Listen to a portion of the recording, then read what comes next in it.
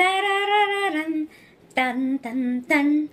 Tik, tik, tik, tik, tik, tik, tik. Ayan mga palalabs, magandang gabi, magandang tanghali, magandang umaga sa inyong lahat. Ngayon, ang pag-aaralan natin o ating ikukwento sa buhay is about bakit ba may mga maswerte at hindi maswerte sa buhay. O diba, maraming nagbibilieve o walang tiwala sa sarili. Ganun yun. Kaya ang ating isi-share ngayon kung ano ba ang swerte sa buhay natin. Kung ikaw naniniwala, makinig ka ng mabuti. Baka isa ka sa maswerte na nakikinig dyan. Alam niyo, sa aking napakinggan o napag-aralan, ang mga tao daw ay may kanya-kanyang tagumpay sa buhay. Pero yung iba naman ay mayroong nilalagay o paniniwala para sila yayaman o suswerte sa buhay. So ngayon mga lalab, iyon yun.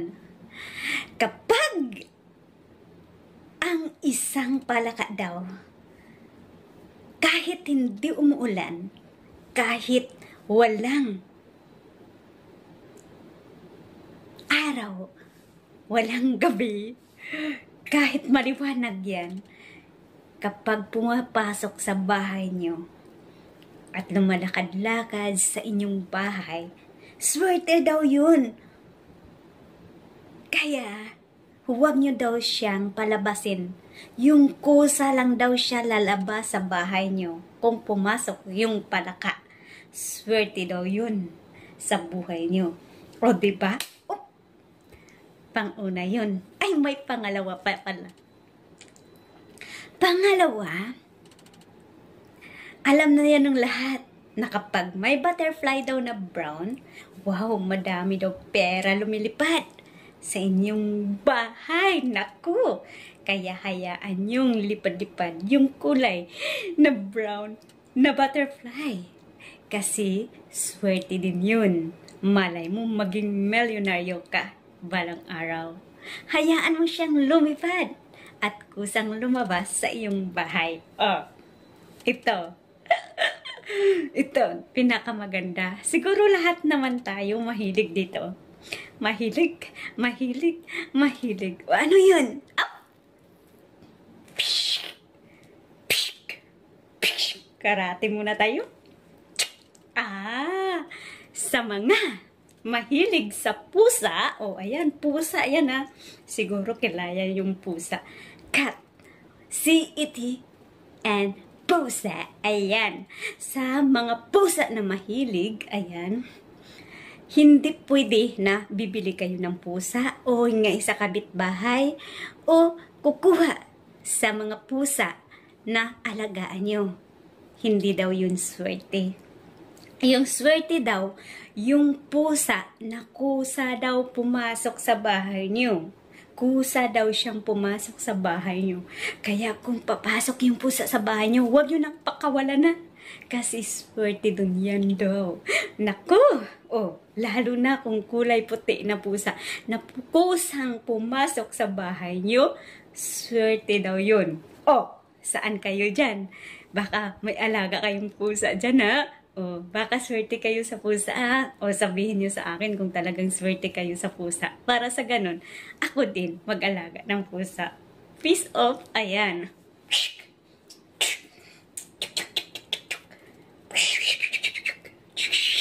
Oh, ayan. Pang-apat na pang-swerte daw.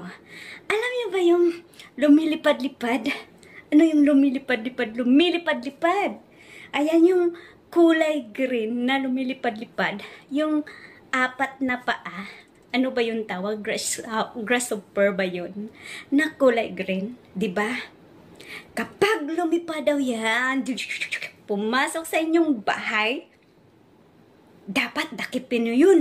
Pag dakip nyo, kunin daw yung isang paa. Kunin yung isang paa. Pagkatapos na makuha nyo ng isang paa, itago yun sa iyong wallet. Kasi swerte daw yun. At huwag yung patayin yung pumasok na grasshopper sa inyong bahay. Kasi lilipad siya ng lilipad yun. Kaya yung paa niya lang, kunin nyo, putulin at ilagay sa yung pitaka. Swerte daw yun. O, di ba? Ito pa. Shhh. Shhh. Hopya, karabakya. Hopya, pag-aralan natin kung anong swerte sa buhay ng tao.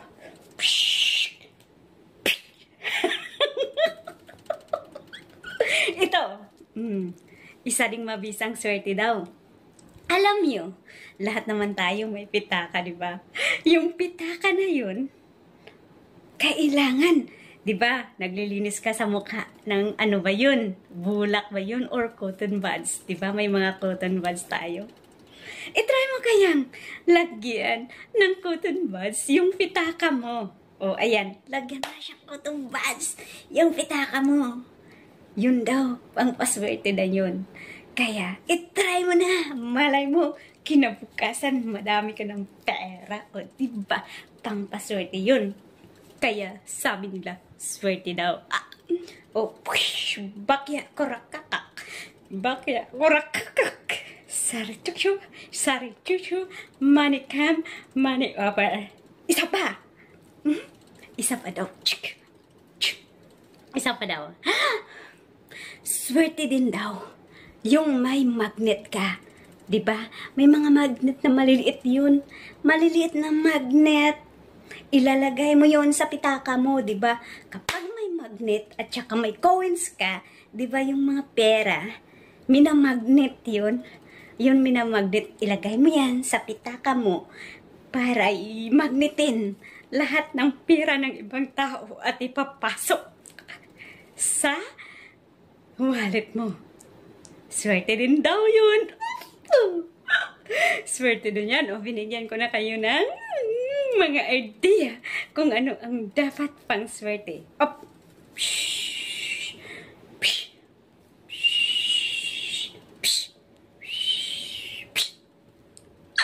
May isa pa na pang paswerte. Ayan. Yung pang paswerte natin sa isa pa, sabi nila, yung mga bulaklak daw na puti sa pamamahay natin. Yung mga bulaklak na mumulaklak lang puti, dapat nasa kapaligiran natin. Maganda daw yun at swerte po sa ating pamamahay. Naku, magsimula ng magtanim ng puti na bulaklak para suswertehin tayo, di ba? Oh, ayan, binigyan ko na naman kayo ng isang paraan para swerte tayo sa pamamahay natin. Think post. Ting, ting, ting, ting. Ting, ting, ting. May isa pang paswerte. Oh! Ito mabaybabisa daw na pang paswerte.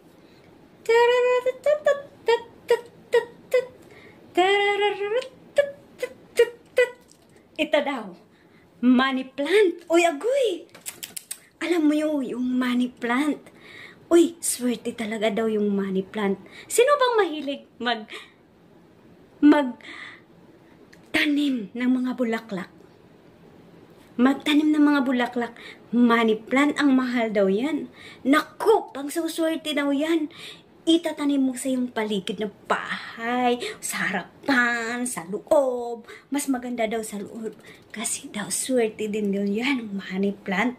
Ang mahal pa kaya yung bilhin ng money plant na kaya. Kaya kung ikaw, itry mo rin yung mga pangpaswerte sa buhay.